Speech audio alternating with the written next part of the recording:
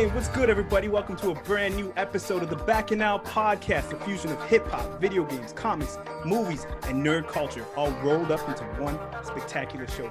Join me, K to the C, in the beautiful T.O, and Akil in NC, North Carolina, each week as we discuss nerd culture while adding our Trinidadian Canadian spin on it. It's blurred news like you never heard before. We got some special guests in the building. Akil, man, who we got? We got Danny J. Quick, Hey, co-creator of AceBlade. big. We also have the creator of Lumberjack, Morgan. It's his birthday today. I'm gonna give us Nice. a full government name. Happy birthday. Oh, we're giving out Happy 25th. Happy 25th birthday, man. Happy 25th. I appreciate that, bro. Happy 42nd, Morgan. You know you old. See, it's somewhere in between there, bro. Morgan ain't been 25 in a long time, bro. Y'all tripping. I'm 20. I got my powers on the 21st, just like everybody else. Oh my gosh. So yeah, man, I gotta let y'all know before we begin. We're on SoundCloud, we're on Google Play, we're on all the streaming services you listen to podcasts on. We're doing it good, doing it big with the email. You can get at us at thebaccanalsquad@gmail.com. We're killing on Instagram and Twitter at _Baccanal, and Facebook. Get in the conversation. It's getting, some of those conversations get crazy, man. I get nervous about people sometimes in there. At the BACCHANAL Podcast fan page. And also on SoundCloud, man, the listeners. Thank you so much, everybody, for listening. I'm going to ring off the top 3 listeners right now because, you know, it's always changing. It's like a competition. Number 3, Matthew Jarvis. Thank you for listening. Number 2, Christopher Manning. Thank you for listening, man. That's what's up. And number 1, again, 6 plays. Be Famous Evans, man. You're killing it. I might have to send you a button or a hoodie or something, you know? I might have to get some clothes going to get this guy something. He's a supporter, man. So yeah, that's what's up, man. I need to get a number 1 spot.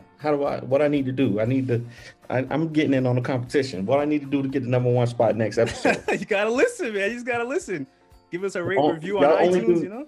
You only do it on SoundCloud, or y'all count the We're on iTunes? everything, man. We're on SoundCloud, iTunes, Google Play, Spotify. I'm about to listen on all of the. I'm about to listen. COVID's on- everywhere. COVID ain't got shit on us. We're everywhere. Follow us on Instagram, _Baccanal. Once we hit 5,000, I'm gonna give away a video game. Nice. That's what's up. Bet. And I'm gonna commandeer that joint. You do that. I'm gonna bootleg that thing, yo. Send that to me first so I can beat it and then send it out to them, okay? That's just what makes You sure didn't say brand new video game, did you? Yeah, It don't matter. I know, I'm just joking. It don't matter. Just because the kills. Hey, man, the game's a game. You think they're gonna play it? Just because the kills doing it, I gotta snatch that gent. So again, let me reintroduce the guests. We ain't gonna do what you've been up to because we got Nah. these illustrious guests, these high caliber men of refinement on this podcast today. So we got Danny, Morgan, Black comic book creators, AceBlade Lumberjak. We got the Super Shorts podcast. Morgan's a member of the Beyonce Beehive. So they're That's what's up. group. Yeah. That we brought together for this podcast right Yeah, here. man, this is big. Yeah. I'm an honorary member of that group as well. So, you know, I just want to make sure that was known, put it out there. You're one of the few people I know that likes the live action Lion King. So Yeah, absolutely. he's the man. We could argue about it. Taste. What was I mean, wrong with that? You didn't like that, Akil? Not better than the original. No, hell no. I didn't say it was better than the original. I just said It's a different movie. It's a complete different movie. exactly. You know what I'm saying? I don't know what everybody's expectations are, but I mean, Something I wasn't expecting it to outdo the you first can't be taking out songs. Like, be prepared. I agree. That was my favorite song. That was My my problem- favorite song on there. My problem with the movie was the real lions have more facial expressions than the lions did in that 3D movie.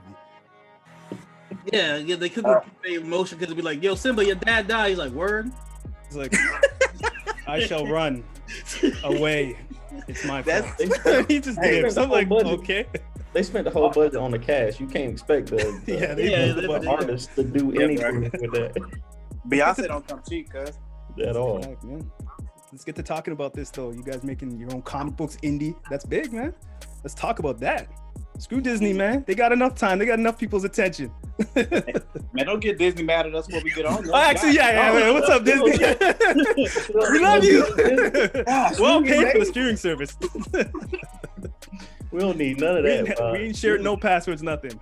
Disney on Marvel too. We don't need Oh, that. Lord. We might need to get on one of them thing on sub labels that they got. They got all these new properties coming out. They might be looking for some stuff. You never know. Hey, that's a Yeah, I fact. mean, we not exclusively aiming at Disney unless they listening. If they listening, yeah, man, it's only y'all. But if they're not listening, we don't care. We just want to get it done and get the work out there and then get picked up. I mean, if I had a choice, I want Netflix, bro, because I want somebody to just be able to binge my whole joint like in the same day, like bam, that joint's about. You know, I mean, you know how that joint go. Like I want some Bridgerton action. All right, let's step back. Let's reverse. Let's let the listeners know how you guys started and tell them about AceBlade. Bet. So, all right, AceBlade. All right. So for those who don't know, my name is Dan J. Quick. I am the co-creator of AceBlade, and basically, we just write comics, man. We're just writing stories. I had a good friend that I met at a job where we were making Pokemon cards, and dang on one day we was talking about superheroes, Spider-Man and all this stuff, and he was like, hey, you know, I had this idea for this character way back when he was in high school. You know, he went to high school down in some country park, Yanceyville or something like that. And he was like, I had this idea for a black superhero, you know, and I never did anything with it. He told me about it, and I was like, hey man, let me try to write something for it. So, you know, I went home and I wrote like 10 stories and came back the next day. He was like, dang man, I didn't know you was gonna go like that. So one thing leads to another. I got deployed to Iraq, and while I was there, I just kept writing stories and kept, you know, keeping in contact with them. And, you know, we developed AceBlade like that. And came back and I had almost a novel worth of stories. And, you know, we published that. Got back from Iraq. That's when I met Morgan. You know, I don't know if y'all know, but Morgan is a reverend, an apostle, a deacon at the church. Wow. And I realized, you know, my man is a natural storyteller. So I was like, hey man, you know, I don't know if you're into it, but you know, I've been working on this other story, not an AceBlade story, but I need some characters and stuff like that. And he told me no. He was like, nah, I'm not into that. I'm not right. I ain't no writer. I don't do that. So, you know, I had to keep pestering him about it. You know, he figured since he was getting older, you know, he was, you know, 30 something at the time. And, you know, he was like, listen, I might as well give it a shot. So, so you know, he came up with some characters for the Six Squad, and then he came up with his own. He came up with his own superhero Lumberjax, and you know, we've just been trying to make it happen ever since then, man. Yeah. All right, Morgan, tell us about Lumberjak. Yeah, so I first need to point out that Danny's embellishing, and he would just like to put me out there in them streets as old head because it's my birthday today and I don't really appreciate it. So that's definitely not what happened. That's definitely not why, you know what I'm saying, I jumped in them streets.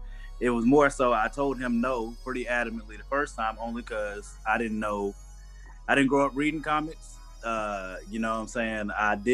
I watched the X-Men series, I watched Batman, the animated series when I was growing up.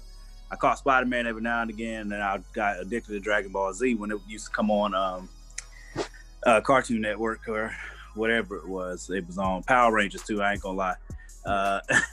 But I didn't grow up reading comics. So like when Danny told me he was trying to come up with his own comic universe, I'd already congratulated the man for doing a novel because I was like, I didn't even know regular people did novels. Like I was shocked and appalled. You know what I'm saying? It was crazy because I knew him and he said he had published a novel. And then, you know what I'm saying, I was like, yo, you got melanin in your skin, bro. Like, how you did what? You published a novel, so I was not aware, is what I'm saying. You know what I'm saying? So I just was shocked. You know what I'm saying? I read the novel. I think, I don't remember if it was after I read the novel that I agreed to start writing or not. But at first he just wanted me to come up with some character names. We started there, and then the story just kind of grew. It started with me just thinking about, I don't even remember what my original thought was. And then I just crafted the story over time. And I mean, after that, you know what I'm saying, we just started building the universe, you know, converging their stories into each other. You know what I'm saying? The AceBlade novel and the Lumberjax novel tie into each other, and the comics do too. So, yeah, everything grew from there. I picked up the first Lumberjack comic, the first episode, the first one, and the dialogue is so dope in it. It's so like right now and current, and it doesn't sound cheesy or anything. Did you write Danny? Did you write the dialogue for this? No, that's all Morgan. All the Lumberjack stuff. That the dialogue was great. Even the comebacks that he had, that he was saying to people, and I love the music. It showed the music they were playing in the car when he was playing music in the car. The other good job. Hey man, I appreciate that, man. Thank you. I see you.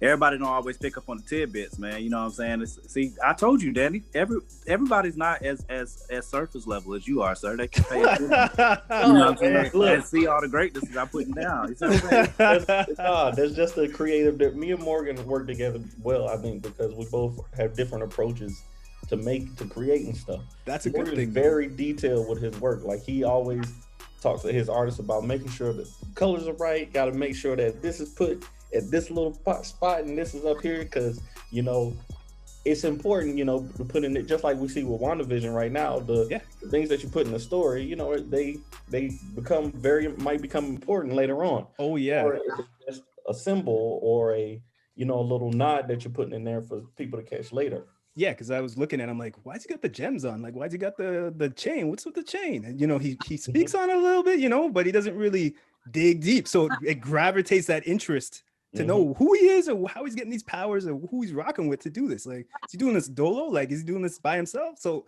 you guys did an amazing job of doing that to make me gravitate to be like, damn, I gotta get the next one to see what's going on with this guy, man. And I appreciate that, man. My personal thought on the name of why you named him Lumberjack, I don't know what it is. You could tell us if you want, or maybe we got to wait to find out. Keep reading. I think he's because he's saying he's cutting the shit. Cut the shit. So he's Lumberjack, Hey, am I close? I'm about to be like Jordan Peele on that. I'm adopting that, brother. Yeah, do it, man. Hey, got my blessings. Exactly what it is. Put me in the back. Put me and Akil in the back of the comic. Like, yeah, cut the shit. Hey, a little nod. I love that. Listen, I plan on launching the Kickstarter for Lumberjacks 2. I'm hoping the next month or two. Mm-hmm. So I definitely will have a tier on the Kickstarter for people to get. My cousins actually got written into the first one. Because he gave to the tier that had you getting written in with an actual speaking part. Yeah. So I'll definitely be rerunning that on the Lumberjacks 2 one. But so it kind of ties in from the novel, and some of it is kind of like like that's what y'all have been calling me. So I'll be that. You know what I'm saying, to a degree. But some of it is also because it's that ain't really giving too much away. You know what I'm saying? So like he goes through some stuff in the novel. Mm-hmm. Like the novel, I wanted to give a backstory to what led to him becoming who he is. Mm-hmm. So in the novel, he goes through a time period where after he goes through some things, he loses money and he ends up working somewhere that is conducive to that name. Okay. Let's find out in the later comments. Let's wait to find out. Don't give them everything, keep them All right, Danny Morgan, how difficult was it breaking into the comic book, like the world of the comic industry as two black men? I'll let Danny go first on that one. It's tough, but it's easy at the same time. Like anybody can make a comic, man.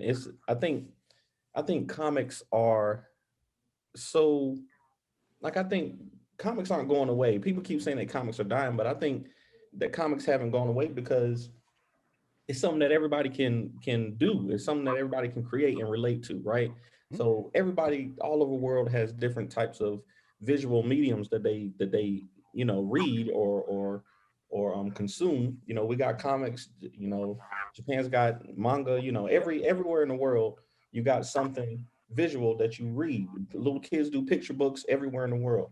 Yep. So, and as long as you can put two stick figures beside each other and say that they're talking, you can make a comic book.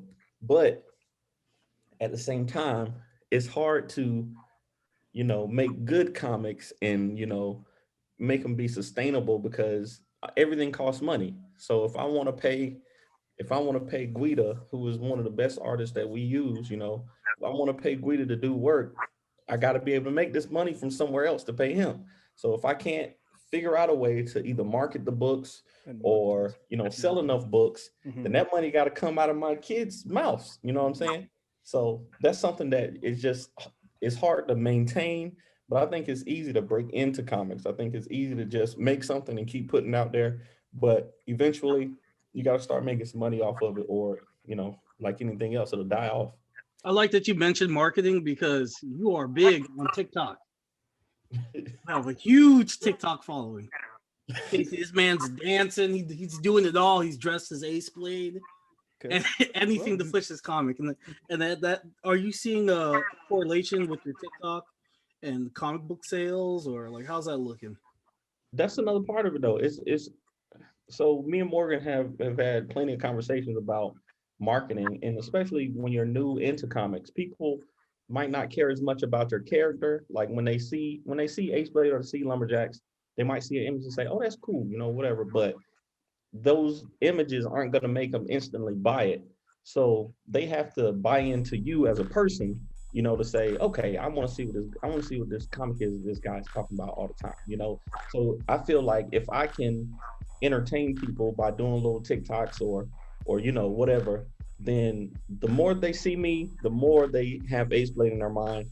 And they what is psychology says, if you see something 7 times, then you're more inclined to buy it. So that's my thing about it. I use all these social media platforms just to kind of put myself out there so that when people see me, they think of AceBlade or they think of me as a family man, and they say, "Oh, I remember this guy. He's trying to create something. Let me," and they might not check it out now, but maybe later down in the year, they might say, "Oh, this guy was making this comic book. You should check it out." Or they might tell somebody else who does love comics and will instantly buy it. So, yeah, I would say building off of what my bro was saying. Like, I think I agree that I was gonna stop him when he said, "Man, anybody can make comics." I was gonna say, "Oh, wait a minute now, don't do that."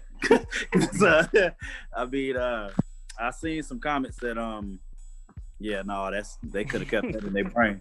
So you know what I'm saying? But I don't want to discourage people. I'm really big on, encouraging people to, especially if it's your natural gift, you definitely should flourish in that, because that's probably where your fortune is coming from. And I mean, I think the hardest part about making comics, like what Danny said, because me and Danny both sit in the seat of being, writers and creators, and we do work really well together with building stories and building. We're getting, well, that's not a spoiler. It is a spoiler. I won't say it. But like we're crafting is what we can do as far as the storytelling and how even like some direction. Like we've written some short films, and look forward to directing those. When we get ready to, once COVID is over, we can start putting things together.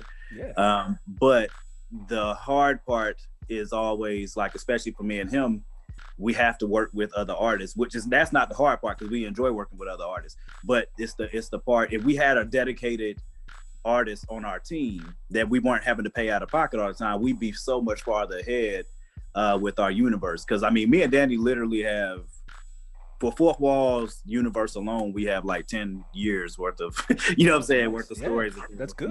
That's great. But the hard part is being able to get the artwork out, and that takes money. That, like my boy said, like, that's money that you take away from your family. So you have to really believe in it and what it is that y'all are doing to do it. And marketing is definitely the hardest part, because you can, because I know a bunch of creators that they might not say it out loud, but like Kickstarter has been a huge avenue for indie comic makers, especially African Americans, and building that community among ourselves has been a huge help for everybody. I think last year was a record year for Kickstarter, for indie comics. And like, I mean, I saw a lot of my friends like really doing well on Kickstarter last year. But the hard part is, when you're first breaking in, you want to make sure that you're not making enemies. You make friends and make relationships that can help you out down the line, because that branding and marketing are going to be the two biggest things that helps your comics grow. Besides it not sucking. I mean, the part that I focus on the most is making sure that it don't suck, and making sure that I convey a message for it that everybody can consume, but especially my people can grab onto and be inspired by. That's like one of my chief goals when I'm writing something. Morgan, I want to ask you about the character you created, the villain. I think his name is the Preacher. What I tell you, man, that preacher, boy. The preacher. I was like, what were your inspirations for that? Did you pull from any personal accounts to create the Preacher? Or? For sure. I mean, I pulled from the Preacher. My idea of the Preacher. That's another reason I can't wait to get Lumberjacks 2 out, because it'll be the first appearance of him in comics. And I love that script for Lumberjacks #2. But the idea of him came from my personal knowledge of scriptures and some of the ways that I've seen people move, some of my thought processes on the church, especially the Black church, but it's not just a referendum on the Black church. It's kind of like he's an amalgamation of like the good parts of church as well as the bad. And like the scripture that I was going for when I was creating him and kind of the way that I want him to act is there's a scripture that says that you have a form of godliness but deny the power that comes with it, or you have a form of godliness but deny the power thereof. And that was like the idea that spurred on the preacher, because he has, one of my key goals, especially if you listen to the Super Shorts podcast and you've heard him give a message, if you listen to his message and put it in spiritual terms, it is an actual good message.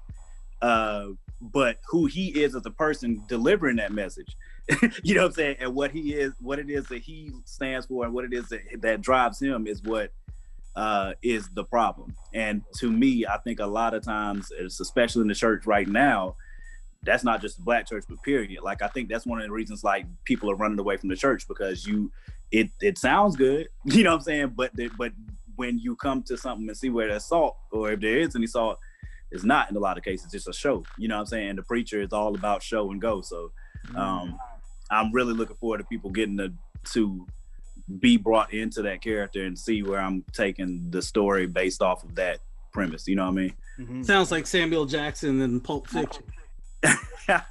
Yeah, I mean, I can't think in media that we've seen. I'm trying to think of somebody that in my head he's close to. I mean, if I had somebody to play him, me and Danny talked about this. If I could cast somebody to play him, it would probably be the guy from what's my dude's name? From Tales from the Hood. The one that does the voice of Spawn? Yes. I forget his name. We talk about him all the time. I forget his name. Yeah, I can't remember his name. I can't remember his name right now, but I would love for him to play that character, because he would destroy it. Like, the voice, the messages, he would destroy it. And like I said, my goal with the preacher is when you're listening to a message from him, Keith David. Yeah. So like, my goal with the preacher is when you listen to a message, it's solid. Like, if you're a person that goes to church every Sunday and you listen to that message, you can take that to the bank. Like, it can actually help you spiritually, but the preacher giving it is our issue. You know what I'm saying? And that's one of my big goals with him. And sorry, go ahead, Danny. I think I always tell Morgan that, you know, I'm always glad that Morgan is on the team, because he always brings a fresh take to stuff. And I always tell him that the preacher, even when we're at shows and we're flipping through the book, when people see the preacher, they instantly know exactly what he is. But it's not something that's ever been done on TV before. I mean, except with the exception of that show, Greenleaf, you know, but even that, you know, hasn't been done in superhero comics. Like, this dude has superhero power. He's like got superpowers, and I can't spoil it, but yeah, I'm about to say, cut it out. Yeah, I gotta see this preacher guy. I gotta see who he is, because I only seen the picture on Instagram and with the eyes, you know, and the jewelry on the hand holding the mic, you know what I mean? So it's got me very interested to see who the preacher is. He wasn't in the Lumberjack first comic, right? No, he's not in the first one, but he is I promise you will come to meet him immediately in the second. Okay, cool. and he's got a pretty big role in the second one. I can't. I'm thinking about whether or not I can put a spoiler out since we up. Akil my dude though, bro. So I don't know, man. I might give exclusive. Okay. Go ahead. Yeah, exclusive. I might give a glimpse of something, but trust me, you can learn more about the preacher and kind of who he is if you listen to the podcast. We have the Super Shorts podcast, because I think, how many episodes we got with him, Danny? 2? Is it 2 or 3? 2 or 3. Yeah, I know the highest downloaded episode that we have is the preacher, and it might be me, because I listen to it all the time. Like, it might be me that just boosting them numbers up. But that episode where he's like, rejoice, bro, that junk hits me every time, bro. Now I want you guys to talk more about the Super Short podcast. I want to bring some more listeners over there. So let the folks know what that is, what you guys talk about, where they can find it. Go ahead, Danny. No, go ahead, Morg. I mean, Super Shorts podcast. My bro Danny. He. I can't remember. I think it got converted from like we were in between stories because, like I said, me and Danny have like mad content. Like we have a lot of like we built our storyline as far as like where we want to drive the universe overall and kind of where the stories need to end up overall, and then we write into that. So like we have like a framework as far as where we want to go ultimately, and then we just start writing into that and building the story within that. So like in between our stories, we were working on comic scripts, and in between we did a story called Annihilation Day with we had somebody else that was on the team, but he jumped off. He's doing his own thing now. So we originally wrote that story, and in between, like to keep me and Danny kind of sharp, he was like, yo, we should write and put like these little short stories, like we shoot for like 500 to 1,000 words and put these short stories on I think the app was called Wattpad. Yeah, you know what I'm saying? It's called the extremely short story series where we were just writing, just to keep our skills sharp. But yeah. So I mean, we started doing that, and then from there we kind of grew the idea. Like, all right, well, let's just we were doing them as one-off stories originally. Like, so like the first 2 seasons of the podcast are one-off stories, and it was just we transitioned into an idea to give you more depth on the characters. So like in between our stories, in between us putting out comics, we wanted to continue to have content out there that people could get to know our characters better by, whether it be the villains, whether it be the heroes. So we started doing the short stories for that. The 3rd season, we were like, yo, we should do a connected story that's just a fully connected story for this season. And we did a Kickstarter for that, and we were able to get 3rd season done, and we put a little bit more production value on it. And we literally just got done writing, and it's pretty. We edited it, some of it now. We sent it out to some people to like read over it to see what they thought about it for the 4th season, and we're really looking forward to this one because I think the season 4 we have some voice actors in mind, and season 4 should be pretty epic, man. I don't want to spoil anything yet, but I'm extremely proud of season 4. So I mean, overall, it's just us telling stories, a story, and everything that we write is in continuity. So like when you read something or listen to something, because we had a podcast now, so when you listen to the Super Shorts podcast, the story from season 3 is directly connected to season 4, but it's also connected to the comics that we have upcoming. So for people that are reading the comics, you definitely want to go and listen to the Super Shorts podcast, because it's going to connect if it doesn't already connect, it's going to connect somewhere in the universe. So it's kind of like the Marvel cutscenes, you know what I'm saying, in between movies. It's a good strategy. So let them know where they can find the Super Shorts podcast. We have it on iTunes. It's on Spotify. I think we're on SoundCloud. It's everywhere but SoundCloud. Everywhere but SoundCloud. I didn't want to pay for that extra. So. It's on Google Podcasts. That's where I'm looking at it right now on Google. I just subscribed to it. You would say start at the beginning, right, and go up from there. That first season is kind of yes. The first season is okay, but the quality is not as good. It's all good, man. It's still content, man. Yeah. It's a huge difference in between because like the first season we literally were just like, let's just try this. You know what I'm saying? We were just throwing it together. You don't want to hear our first couple of podcasts, man. So talking over each other. That's what I'm saying. So y'all know how it goes. You know what I'm saying? Like, we weren't even sure we were gonna continue it. You know what I'm saying? So like, by the time we got to season 3, man, like we were really proud of season 3, especially because it was one connected story. Yeah. But season 4, I promise you, like we about to kick the doors off with this one. That's what's up, man. Woo! Well, fellas, it was a pleasure having you guys on the podcast.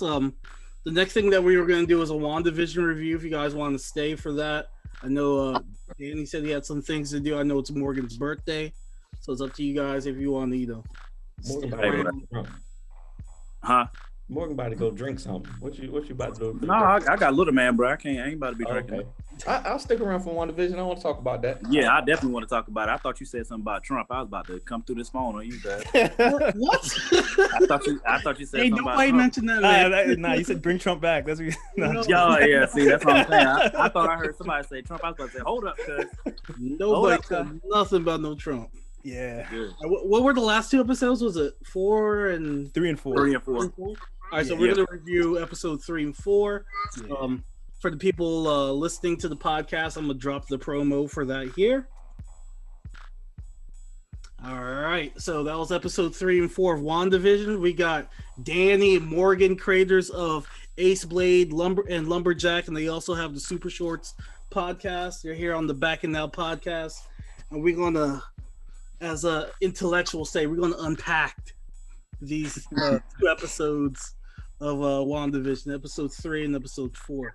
So we're just getting straight into spoilers, right? We're just talking about it. We're just having a great conversation. Yeah, bro. If y'all ain't watching by now, shame on you, bro. We gave you time, man. We gave you time. Yeah, man. Came out front. Saturday if they haven't watched by Saturday at least, I can't help you. I can't help you. Yeah, that's a dub, cuz you just got to eat that. Sorry. So let's start off with episode 3. Akil, how did you feel about this one? How'd you guys feel about episode 3? I call that episode Descent into Madness, because that's what, like you started slowly seeing Wanda get crazier. Mm-hmm. At first I thought the black guy was Mephisto, Mm. but the following episode showed us that he's a real person.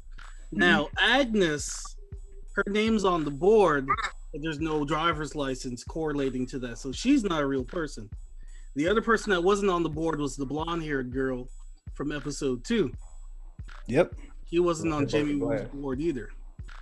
So I'm just like, either Mephisto, Nightmare. I'm trying to figure out who it is that's like trying to pull the strings, because even when Jimmy Woo was calling Wanda in the following episode, like the music was trying to like drown it out and keep her in that daze.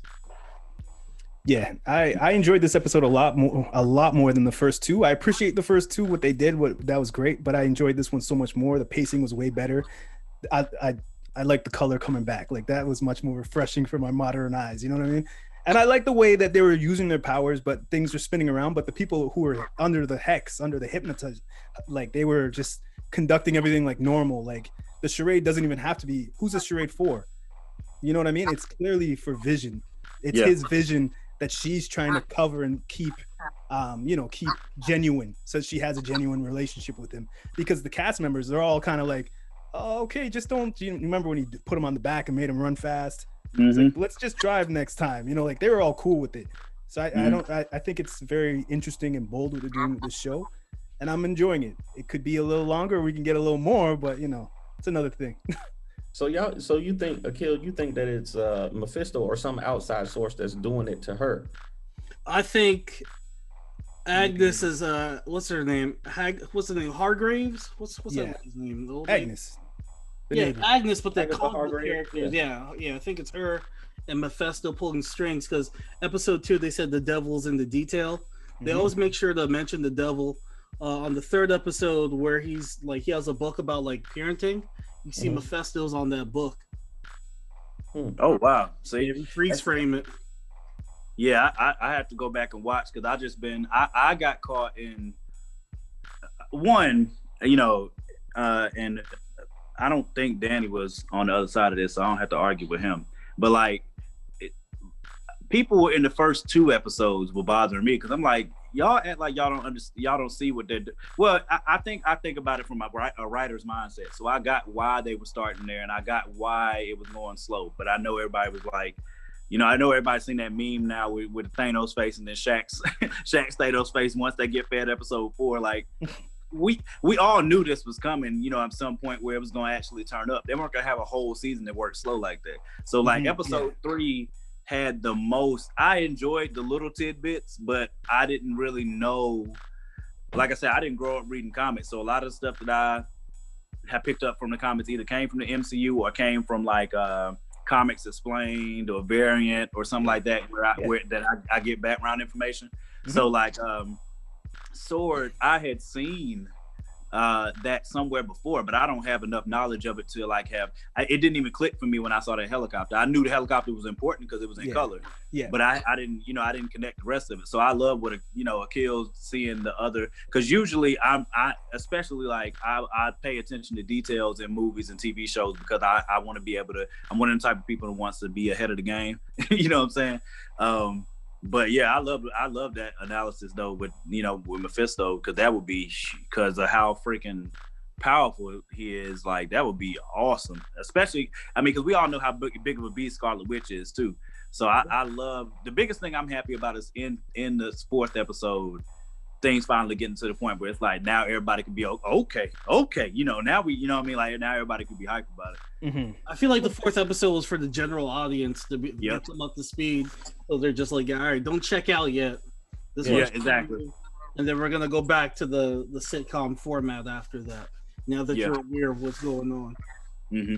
See, I'll tell you what I don't know if I think this is what's going on, but I'll tell you what I'm hoping. Mm-hmm. I hope that it's Wanda is doing this and she ends up being either the villain or like a power that they have.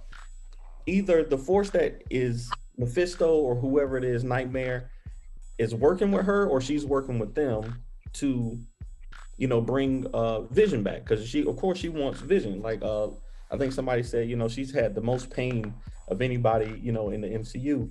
Discounting door. I think she made a deal with the devil.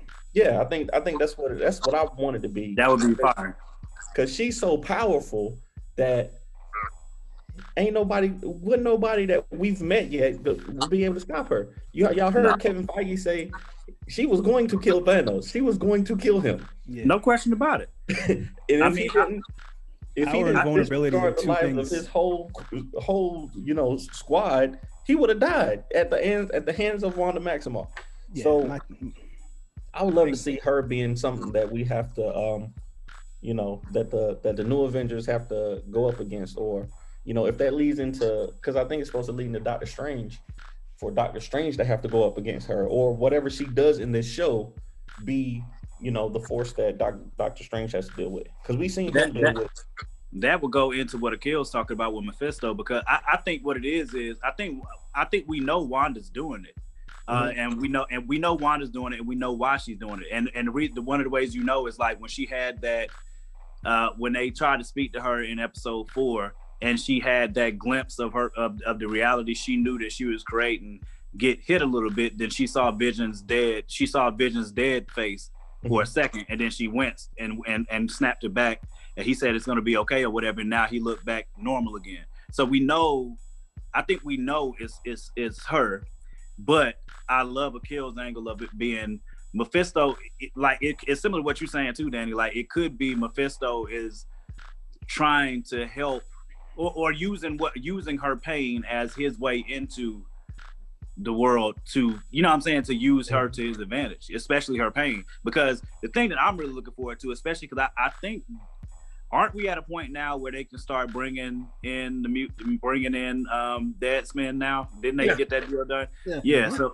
So to me, this is leading to House of M, because to me, that's of all of the things that I've heard done powerfully in comics.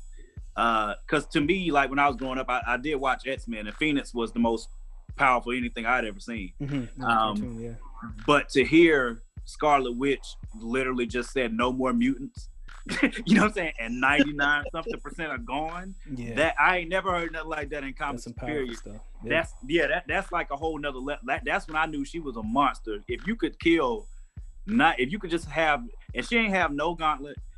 You know what I'm saying? It's no gauntlet. It's just me. I'm tired of y'all. Peace out. That's why I thought that crap was hilarious and scary at the same time when Rambo was there. And then she was like, she said something about Petro or something. What did you say? I said, no. Yeah, that's a scary moment. I was like, no.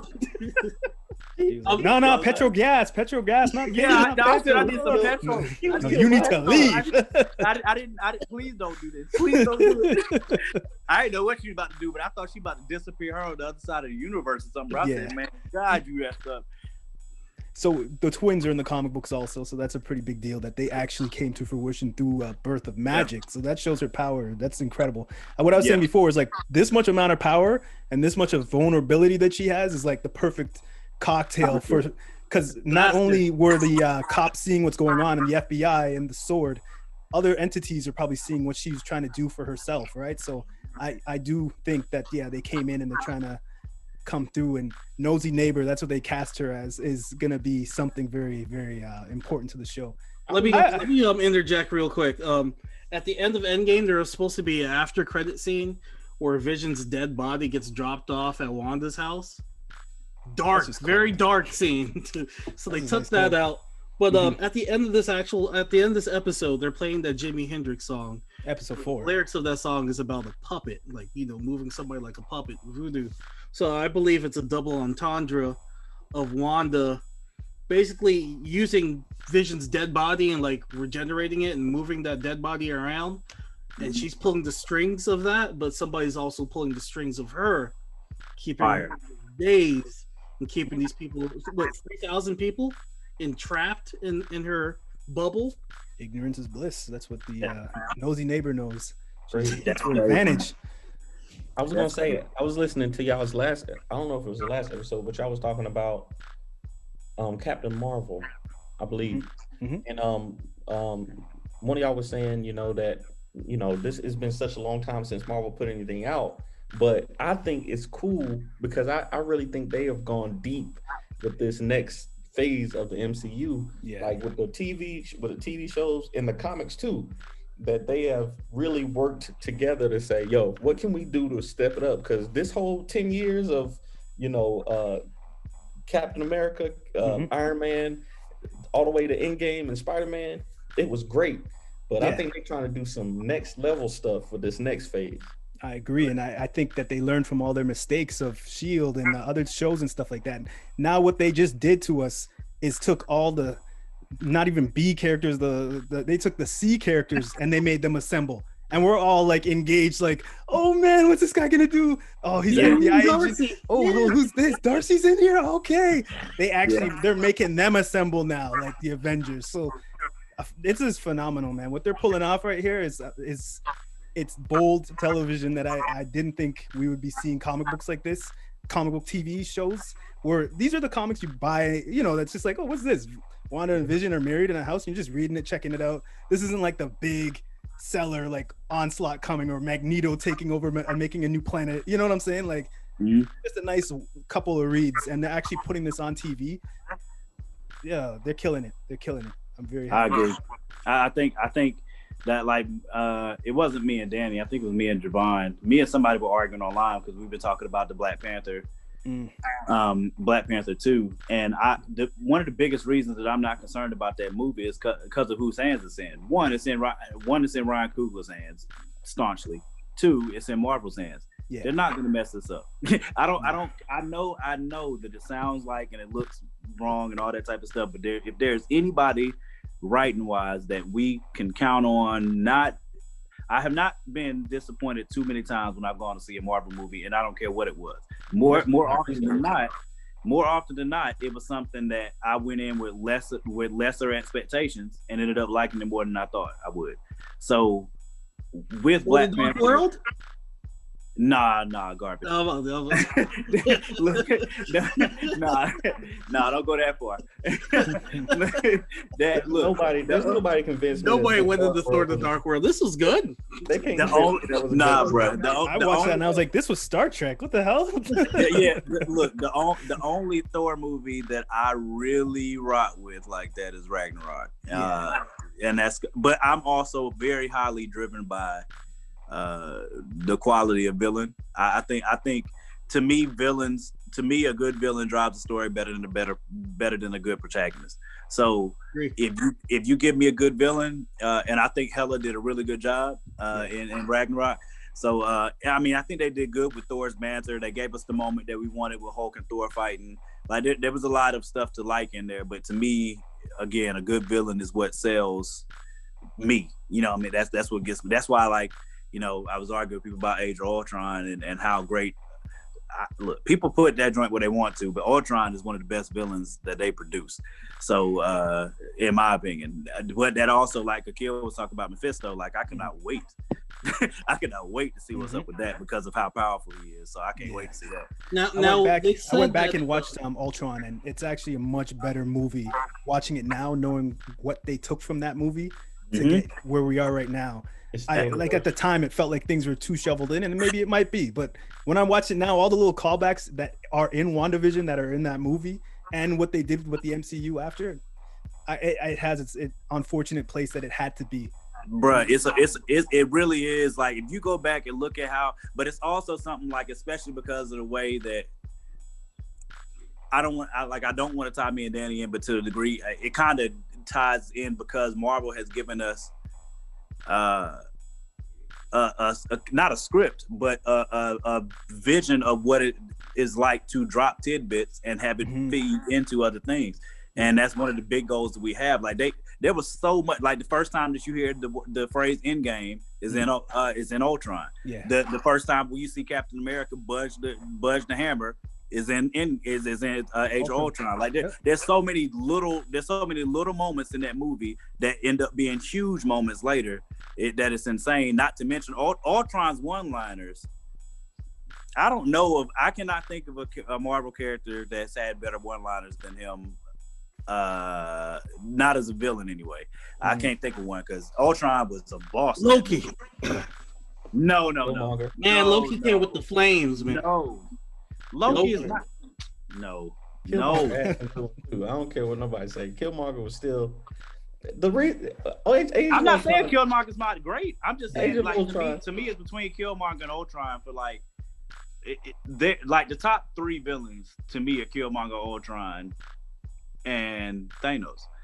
Only because Thanos, I don't think they wrote Thanos amazingly.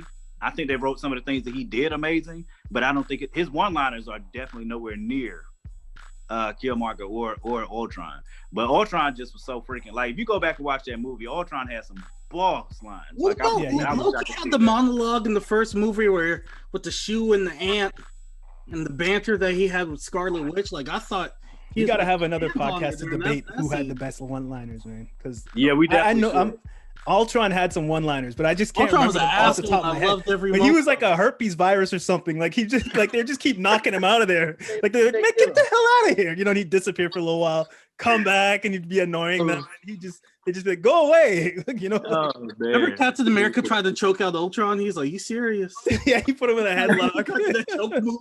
Like, what you doing, man? What is this, bro? What is this? Yeah. Let's get back to WandaVision. Yes, back to Wanda. I wanted to say something real quick. In the Doctor Strange and the Multiverse of Madness, they're claiming that Wanda is going to be the madness in that film. Because maybe what I'm thinking is maybe after Endgame, maybe she went with Doctor Strange as an apprentice for a while and trained with him. They're showing a lot of hexagons. If you go back and watch Doctor Strange, like the bookcases, everything's in hexagon. So maybe she got a hold of some type of demonic book and ended up in the world. She got her power as is. She don't need no kind of wizard skills. Yeah. I'm just saying, I feel like some other entity is in there keeping her in whatever trance that she's in. Nosy neighbor, man. It would have to be Mephisto, man. It would have to be Mephisto because Mephisto is stupid strong, bro. Like his powers are insane. Yeah, I'm thinking it's Mephisto as well. It could be one of Doctor Strange's villains though, because if that's the case, then we've already seen Doctor Strange go up against Dormammu, and we know that there's other entities out there that can have that kind of power. So I'm down with all of that. I'm gonna be watching regardless. So in the fourth episode, we finally got to see what happened after the snap that Hulk did. So we finally got did that get you guys? Were you guys thinking that was Rambo coming back, or was that the snap? Did you guys catch that initially? Because at first I was like, yo, this is how she comes back in a hospital sitting. I was like, oh shit, the snap. And then I caught it was a snap. I like that. I love that they did that. The first time we saw it was like a comical view from Far From Home, and to see the impact from the basketball point of view was better. That crap was hilarious. But no, I think that's just another place to tip the hat. Like I don't even know if I realized that it was Hulk snap. I had no idea. I just was watching like, oh, okay. Well, I felt like I knew where they were going. I knew they were coming back, but I didn't think about from which snap. That's that's even more of a hats off. God dog. Yeah, bro. Man, they put in work with this. They have so many things like when he women created Shield. Like what we have Peggy Carter, she created Shield, and now we have Maria Rambeau. She created Sword. So 2 women created like the most powerful industries in the Marvel universe, Sword and Shield. So I was like, that's pretty dope. A black one created Sword. That's fire. Yeah, ran both of them, John. But something that somebody pointed out online, they was like, they were talking about how Captain Marvel, remember when she was going up against Thanos, that she was angry. She, had all that fury in her eyes. When she was, and they were saying that was connected to Maria Rambeau and her death, because you remember they said something about her dying of cancer or something like that. So I need to go back and research it though, because if that's true. Yeah. She did die 2 years later, so they're just like, they don't know if she's in space right now, running Sword up in space. That doctor don't know. She's just in a panic, like, oh yeah, she died. You know what I mean?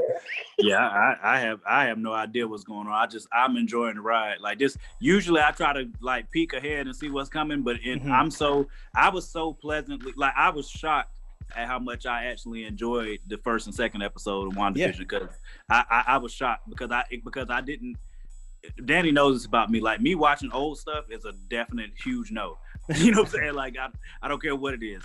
So like when they were showing WandaVision, I thought that crap was refreshing the way that they were doing it, and I loved like that they were only dropping it little by little. You know what I'm saying? So like at this point, I've just completely invested in the ride. I don't care what's coming next. I just want to see, I just want to see the next episode. I gotta just say, I think the one of the main villains is gonna be the guy who's running Sword right now.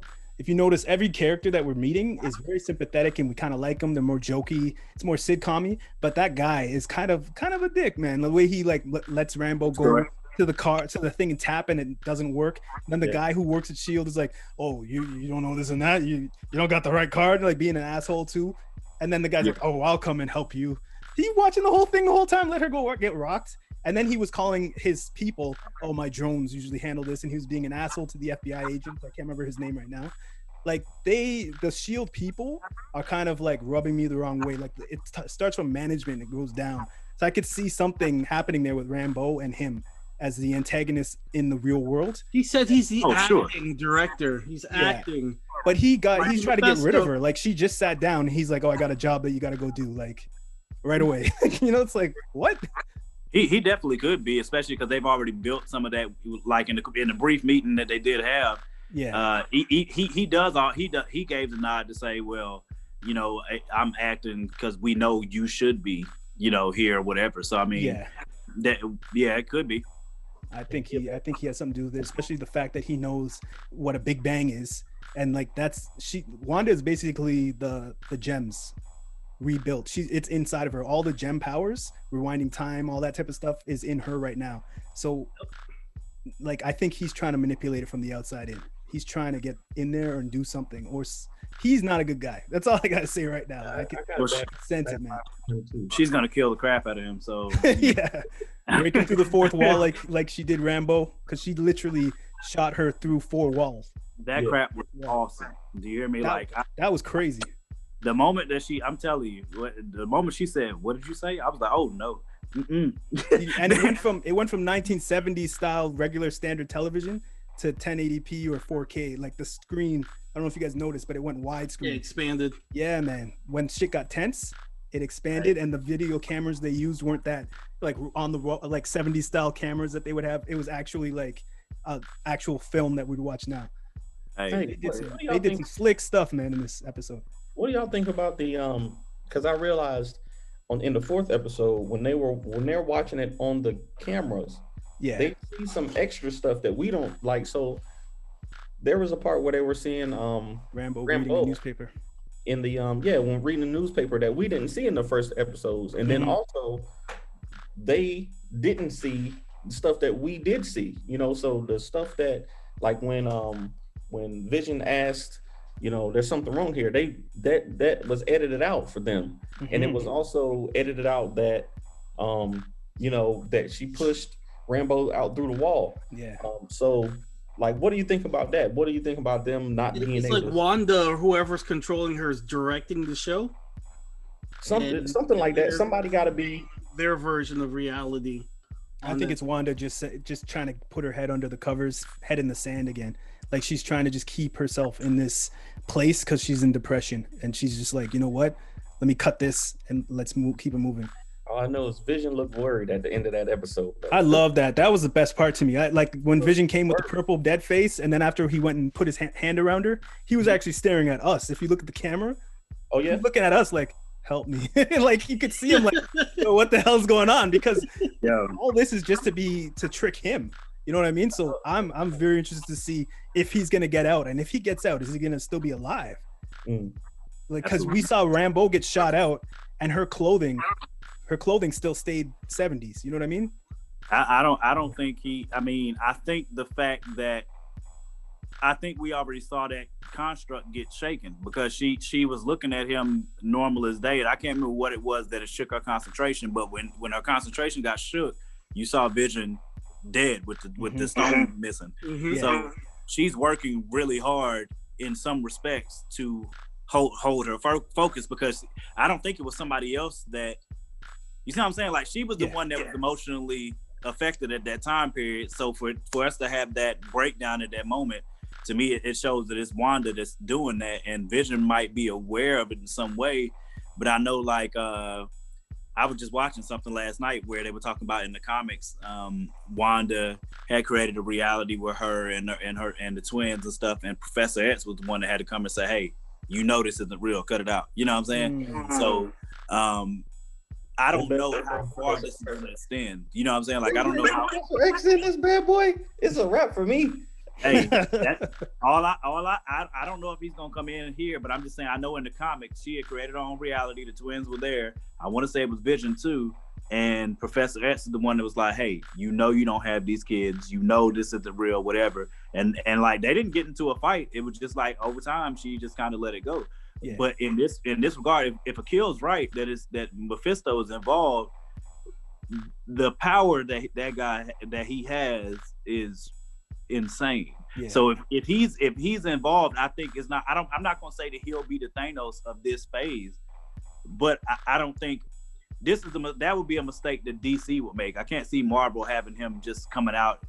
You know, you don't just drop Mephisto in. That's like when they brought in Doomsday. They brought in Doomsday immediately in DC, and I was like, you don't just bring in Doomsday. You know what I'm saying? Like, he's got to have his lackeys first. You know, you have to build up the Doomsday, man. You can't just drop Doomsday in there, and I don't think you could do it with Mephisto either.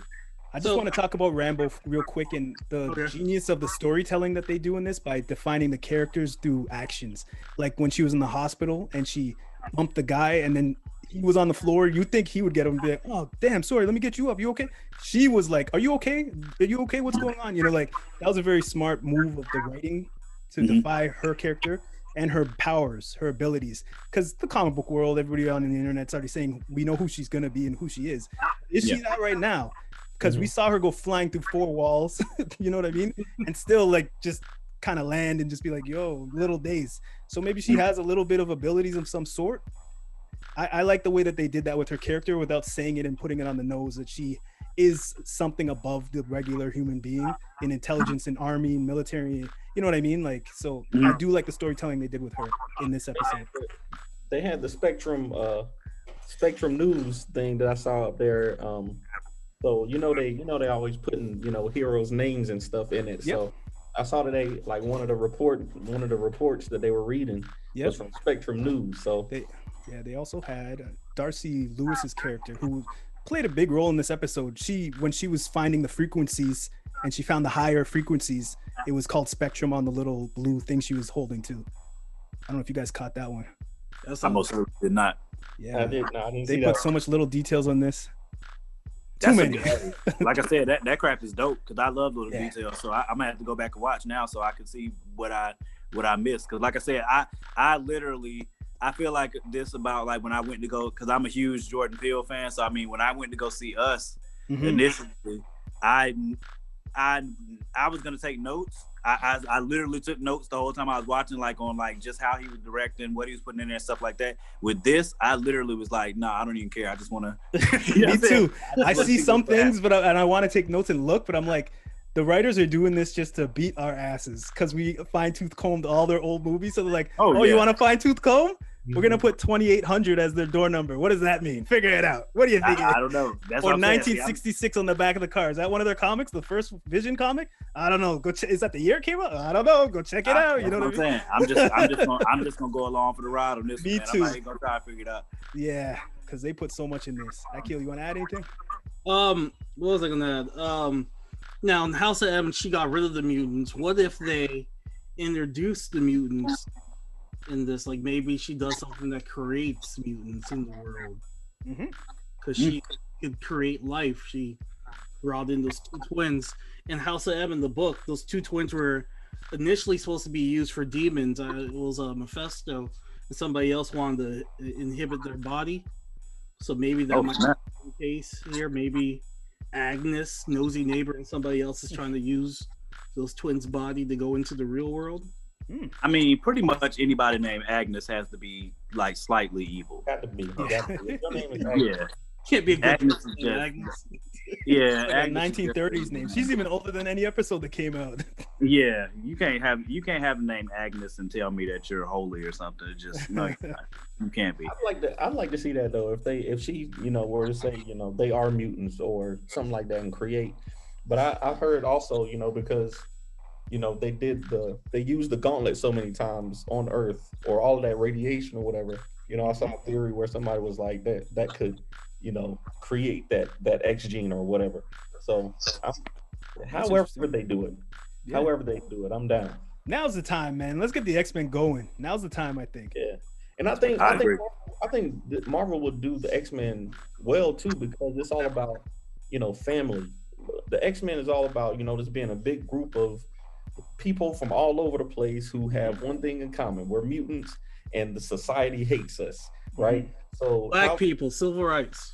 Exactly. Right. So how does one group of mutants handle that? How does another group handle it? You got this one leader, you got another leader, you got these smaller groups, and the philosophy behind that. Yeah, we're all fighting for the same thing, but we got our different ways of doing it. So I think Marvel will do a good job with that. Yeah, I trust them. I trust Marvel. They just need to make these episodes longer, man. They got to stop putting the previously on and then a 10-minute credits. Like, come on. Yeah, that's just to make sure that we salivate, bro. It's like, and I think after this episode especially, they got their money's worth, because I haven't seen anybody that had complaints about episode 4. Yeah, they knocked us out the park. Episode 3 too. They knocked both out the park. Yeah. All right, you guys want to switch gears and jump into our review next? You guys have any time? Dan, you have enough time to jump into a review? You gotta go. I got time. Morgan, what were we reviewing? We're gonna review the new Denzel flick, man. The Little Things. Oh, buddy. Yeah. I'm in. We're going to do spoiler free for a little bit, and then we're gonna jump into spoilers. Okay. All right. Yeah, it's good. 5-minute review, and then we'll get into the spoilers. Yeah. All right, so we're gonna drop the trailer here. For anybody's listening to the podcast, we're dropping the trailer for The Little Things. All right, that's the trailer for The Little Things. That's what she said, right, Casey? Never heard that. No, never heard that one. Never in my life. I heard hey. All right, so Denzel Washington's back. He's playing Decky Deacon. It's a weird name, or Joe Deacon. This is a story written and directed by John Lee Hancock. That's such a generic name right there. That sounds like a lie name. Like, officer pulls you over while you're walking. Do you have your license? No, I don't. I'm walking. What's your name? John Lee Hancock. John Lee Hancock. Straight lie. Can I go? Let me see if I can pull up a synopsis of this movie, because I don't want to spoil anything. Yeah. He did The Blind Side. Okay, I never heard of him before. So a burnt out current County CA deputy sheriff teams up with Baxter, played by Rami Malek, crack LSD. No, LASD, detective LSD, to nab a serial killer. Dex knows for the little things proves eerie accurate, but his willingness. Okay, they're doing too much. Anyways, you want me to read this one? he's assisting this guy in the finding a serial killer in the local town. Yeah, Denzel Washington used to be the hotshot cop there, and something happened in the past to where he is somewhere else now. There's a new hotshot cop who meets Denzel, and maybe he wants to work with them. This thing is getting over his head, so they kind of team up, kind of not, to figure out who the serial killer is. Man. Denzel looking like a Big Juicy in this movie, man. There was a bit of the movie where he had a Big Juicy going. I was like, is that the fat suit they got my man in? It looked like a fat suit, because some scenes he looked slim and normal, and the other scenes whenever he's wearing like the deputy uniform, I was like, man, they got him looking greasy in this scene. I was like, why are they doing Denzel like that? Yeah, you can't talk about Denzel like that, bro. That's literally against the law. Yeah, Jared Leto, you could say that because Jared Leto did. I mean, I'll let y'all go before I say anything because I don't want to. We're still on the spoiler-free part, right? Yeah. So one thing I'll say before we start jumping into like the story, I felt like Rami Malek was miscast, man. I don't see Hotshot anything with his bug eyes. Like when he shows up, I'm just like, come on, man. I disagree, man. I think they did a great job. Like I was just like, who you going to like? You ain't no Hotshot, nothing, man. Come on now. I thought they did a good job of showing the new young cop. Yeah, that's new doing that job. That doesn't want to admit that he's over his head, but their facial expressions in this says more than what they're saying to each other. In my opinion, they did. Michael B. Jordan could have played that role, Casey. I didn't get no type of energy. Nah. This guy did a much better job, especially when we get to the things that happen. Man, Rami just gave me the eyes. He gave me them bug eyes. I thought at some point I was like, maybe he's the creepy person in the movie. That's a part of it. Yeah, he looked creepy. Because that's why he's so good for this. Because it's a kind of like a whodunit thriller, crime thriller. So I like Jared Leto, or however you say his name. Leto. Yeah. I think he did a great job in this movie. Yes. He was awesome. I almost gave it away, but I too would have tried to put him as the bad guy. So.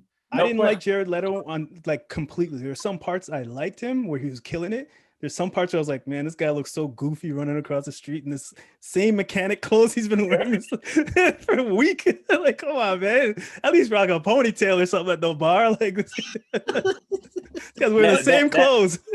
I feel like it's just him making up for the Joker. Like, he's like, yo, all that lost footage y'all said y'all ain't trying to watch, I'm going to give you it right here in this film. Yeah, because he looked goofy at times to me until he was in his bag and he wasn't goofy no more. It was like, oh, okay. Oh, man, he's making me feel uncomfortable.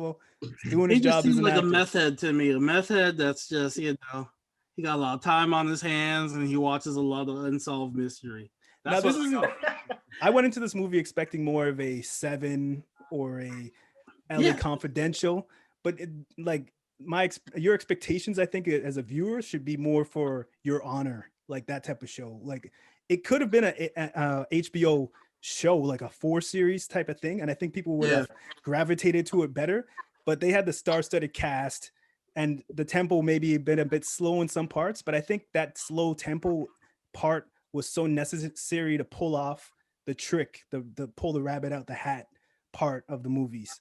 So I disagree, Casey. I feel like you can skip the first 1 hour of the film, jump in where they introduce Jared Leto, and you'll understand everything going on by skipping that first hour, because I think it's necessary flashbacks that fill you in on details that you could have missed that first hour. Like they flesh out. I feel like they fully flesh out Denzel's character the last hour of the film. Yeah, I really think I would agree that too. I know. I feel like I know why they went slow. That, you know what I'm saying? Because to be honest, I mean, the movie and the script is made to be a slow burn, but God knows, bro, it was at a slow burn. Like it was, boy, my God. I mean, look, I'm gonna watch anything that's got Denzel in it, and I was excited to see this joint, and especially once I saw the cast, I was like, this is gonna be a banger. And Yeah, all of the slow grind that you could get out of something, they got all that. I mean, that was crazy. Oh man, I'm looking for a movie. You said you'd watch any Denzel movie. I'm looking for a movie right now. It has one where he had that afro and the glasses. You check that one out? Roman. I don't know. I'm looking for it on Netflix. Yeah, I watched that nonsense. You watched it? Yeah, I watched it's that. Roman something Esquire or something like that. I watched it after a while. I don't know, man. I put it on my list. I don't know if I can do that one. I don't know. I love Denzel. I was like, really, Denzel? I was like, hey, that was a mortgage payment. That's what that was. If you watch the little things, you can watch the other one. Bro. Okay. It's on my list. So I'm gonna check it out. Hey, look, if you watch the little things, you can watch Roman J. Esquire. I think that was that. So let's talk about Denzel for a little bit. He's really getting in his bag of like the mental breakdown of a person, like his facial expressions when he's like going like this and all this type of stuff. He was on another level of acting. You know what I mean? Like he was doing something else. I think that's one of the reasons I was excited about it, because Denzel's such a legend already that if Denzel decides to take on a project, he had to have seen the script and really believed in it, because he doesn't need any role. He doesn't need anything. If he never acted again, he's still solidified as an all-time GOAT, like seriously. So for that was one of the reasons I was excited to see it, because we haven't seen Denzel in anything in, what was the last thing he was in? I think it was the movie that we were just talking about. I think so. Yeah, so I mean, that's why I was excited about it. And I think on an acting level, everybody did well. The top three, you know what I'm saying, that was supposed to carry the movie, everybody did well. This is for everybody that has not watched it yet, since this is a spoiler-free part of the review. It is a slow burn. Do you hear me? I honestly, I agree. It's like when you first light the sage, and you didn't light it with no lighter. Like you like blew some flint or something, and you let that joint just, it caught on the grass, and it rolled on the grass, and it went over the dew. And then it finally caught it just a little bit, and then it burned out, and then you had to relight it. Like, it was that type of slow burn. I honestly think a lot of these movies are being affected because we're not in the magic of the movie theater. We're locked into a big screen with our popcorn, engaged fully with our full attention at it. We are sitting at home with our cell phones, with our lights, kids, cousins, family members calling this and that. Go grab this. Can you pick this up for me? Pause buttons. So I think that plays a big part in this. It's like Zodiac Killer, kind of like it's that kind of tempo, like it's super slow procedure. Yeah, Zodiac. Little things happening, and it reminds me of that movie. Honestly, like it has. One thing I want to interject on.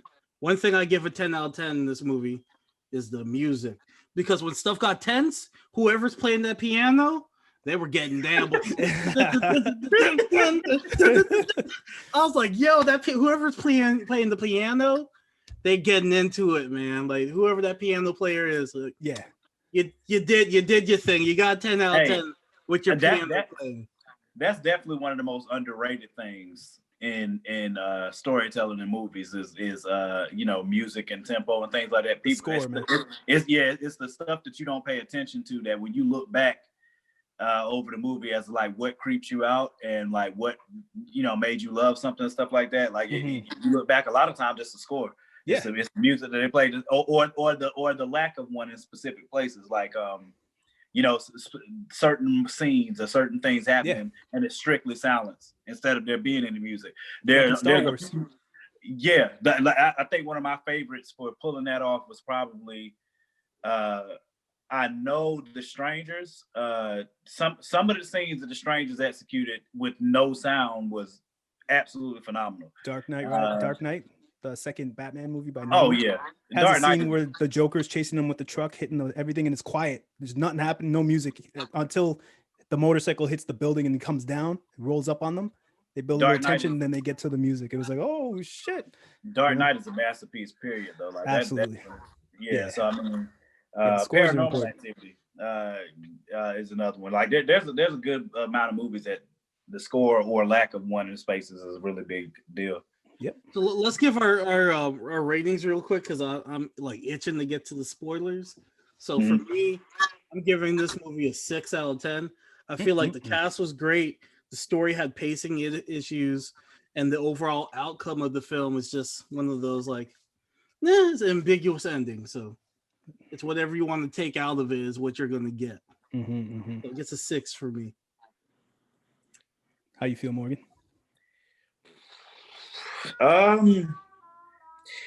I can't give Denzel a 5 out of 10 on almost anything. So You can. I mean, I could go with a 6 because I will say I did not like overly enjoy. I did not meet the expectations that I had for it with that cast, and I don't know if it was. I don't think it was the acting as much as it was the pacing. And the writing. I'm not saying it's not a good movie at all, but it's definitely not. It's not in my top. It's definitely not my top 5 Denzel movies. It's probably not in my top 10 to be honest. Yeah. So I can do it a 6. That's I can't. I'm not about to disrespect Denzel and give it like a 4 or nothing. I ain't about to do that. I would definitely say check this out if it's on HBO Max. I would say rent it. I wouldn't say purchase it. Doggone right. I give it a solid 7.5. What? I see the homages that this has to the older movies of this caliber, and I saw the little things that they did, including the score. And another thing that they did that I'll get into in spoilers. I like the slow burn because I like Your Honor and those types of shows. But Your Honor I was is expecting way better than this, Casey. I was expecting that's more modern. This is more old school. What time was this movie even made in? If you see all the cars, it was the 90s. I want to say it was the 90s. Not one cell phone was seen in this movie. But yeah, I'm almost certain it was the 90s. I'm trying to remember if there was like a news clipping or something, or if it was just a time period. Like, I think it was the 90s. I'm almost certain it was. But yeah, the pacing definitely did hurt this movie. But yeah, I know it did. I was gonna say something else, but now I forgot. I got cut off. But no, the movie was I would rent it. I would definitely do what I did and just rent the movie or stream it if you can. You know what I mean? With HBO. Or you could let somebody else rent it for you. Because yeah, that's true. Don't you don't want to do that. The ski mask way, baby. That's what we call it. That's what we call it over here. It's ski mask. I'm just saying, man. That joint, don't buy It's it. definitely don't buy it. It's definitely worth a check out if you want to watch something. But I was going in. That's what I was gonna say. I was going into this movie off the trailers, expecting that a film. You know what I mean? Like a real film with the action scenes and not a slow burn procedural cop thing with I was expecting a whodunit and let's get into spoilers with that. Yeah, we're doing spoilers. Danny's back with us. We're doing spoilers. Danny, want to say something real quick? Yeah, his mic's up. There we go. Yeah. We're just giving our final ratings on the movie. How you feel? I know y'all didn't like it, but I enjoyed it. I ain't got nothing else to do right now. I'm sitting at the house. That can't qualify for your review. I got nothing going on right now, so 10 out of 10. But just to I'm be not doing nothing else, so I guess it's on 11. No, but I felt like that they, it drew out a little bit, yes, but because of the time we spent looking at, Denzel's past and how I felt like it was like a passing of the torch thing. You know what I'm saying? Like Denzel has been the GOAT forever. And now they got this new the same as in the movie is in real life. They got this new young actor who's killing all the roles. And, he's kind of passing the torch. Should have been Michael B. Should have been Michael B. Should have been Denzel's son. John ain't ready for that. You're not passing no torch, son.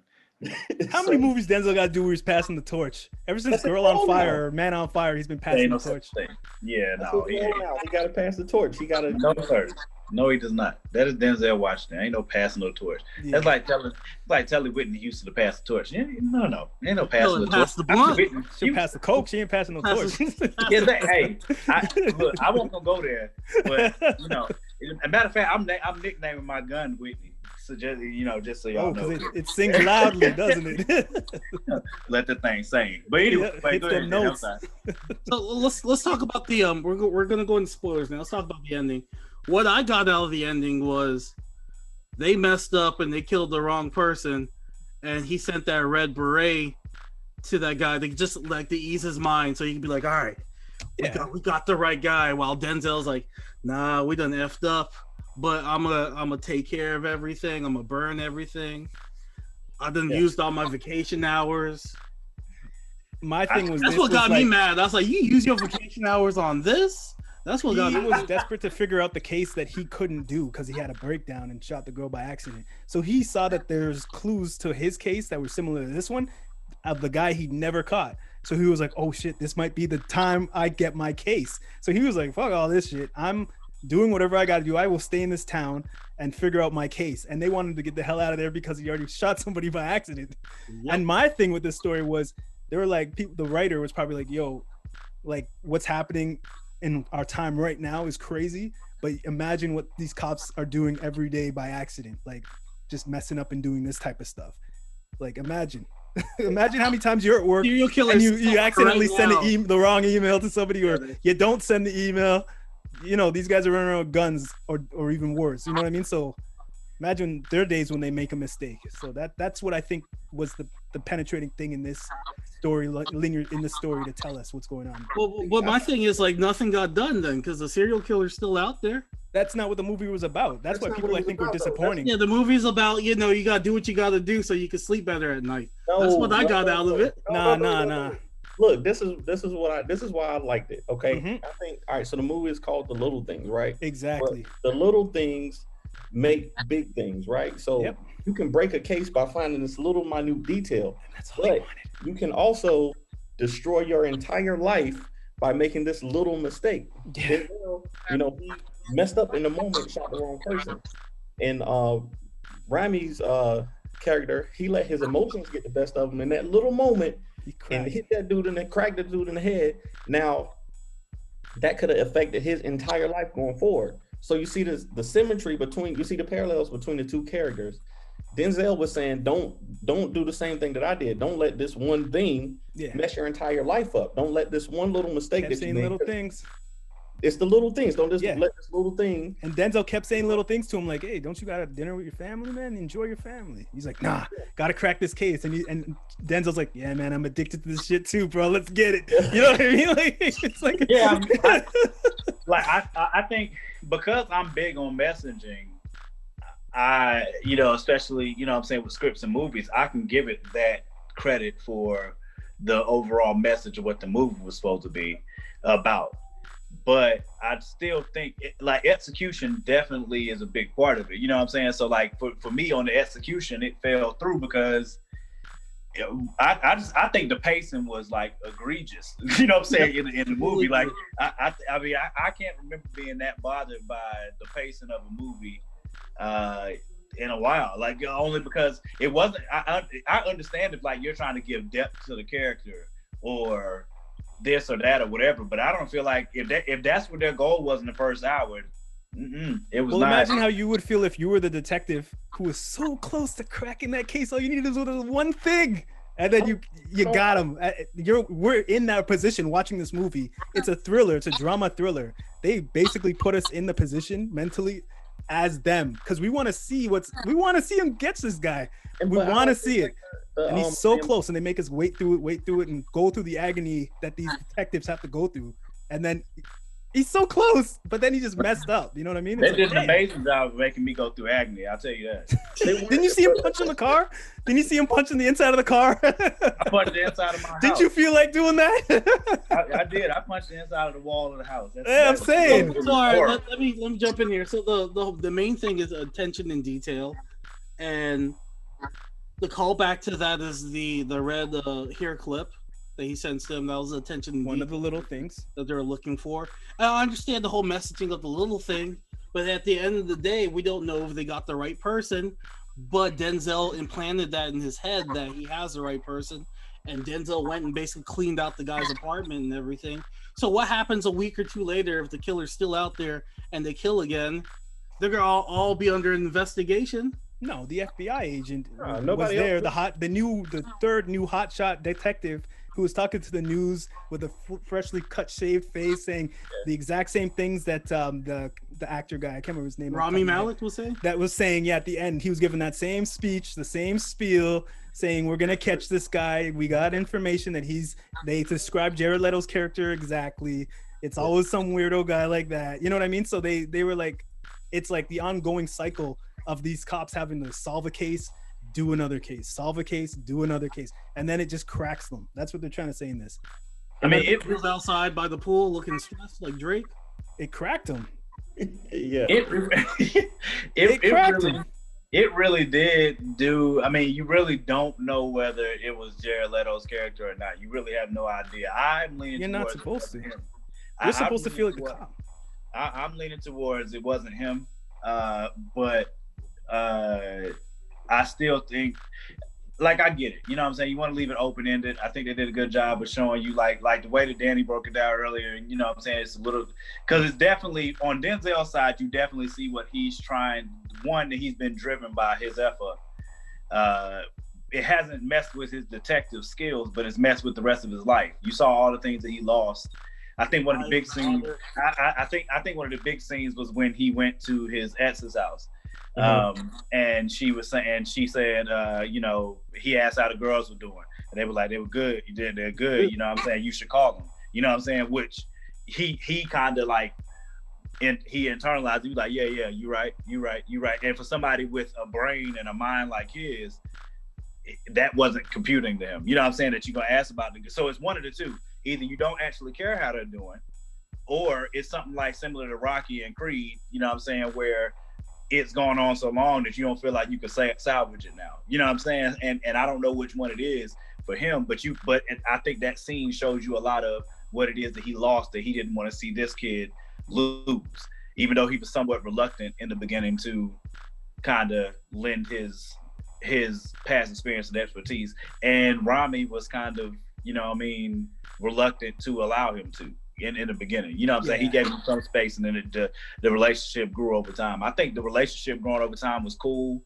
I wish it had been more based off of like action than it was like just a gradual I'm trying to think of the way to I got to give a shout out to Budweiser, because that was a Budweiser commercial that they fit in there. Those things never get by me, man. When they had the Bud Lights, and then they had the little Budweiser symbol in the back mirror, and that's when they came together as a crew, as friends. They were like, yeah, man, you want to drink? Yeah, I'll get a cold. Give me another Bud Light. They had a little commercial there. Go watch it again. They're not slick. They're like, Clint did. They're like, oh yeah, detected this. Yeah.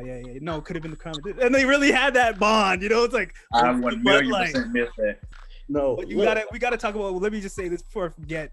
Denzel's characters that he's been doing, his last best one, in my opinion, was Flight, when he played the addiction with alcohol. Yeah, he was awesome.